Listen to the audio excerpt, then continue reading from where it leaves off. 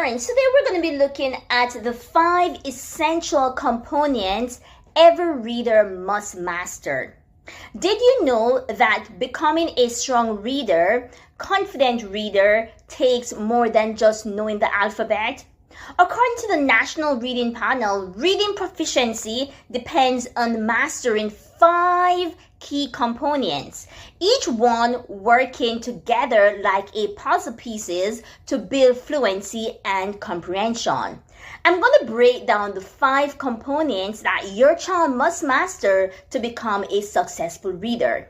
The first component is phonemic awareness. And phonemic awareness is the ability to hear, identify, and manipulate individual sounds in spoken words. So these skill set is usually taught at the kindergarten to 1st grade, or they're about K2 level.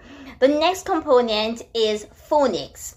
And phonics is understanding the relationship between letters and sound, helping children to decode words. So what that simply means is that you'll be able to, once your child has mastered phonics, your child will be able to see words and decode them, like break them up using the sounds, or they have all these words together. Letters, for example, you're building a word, they put all those letters together and they'll be able to pronounce the word.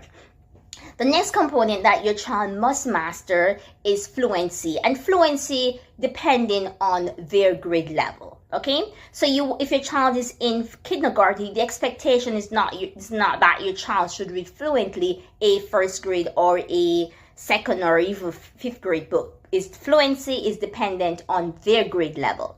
So fluency, reading with speed, accuracy, and proper expression. So that's what that is.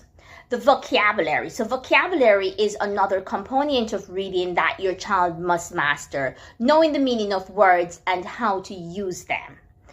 And the next component, which is the objective of reading, which is comprehension. And comprehension is the ability to understand and interpret what is read. So for example, reading comprehension, I know that you hear a number of person will say that you're not supposed to do reading comprehension at the early level. You can. It just simply means that you're not going to be asking them certain questions like a 3rd or 4th or 5th grade level. But if your child is reading and you ask, and they read, for example, 3 sentences, ask them a question about it. For example, they read a small paragraph or a small story, short story, go ahead and ask them questions. That is comprehension. So it doesn't matter what level your child is at, your child can learn reading comprehension.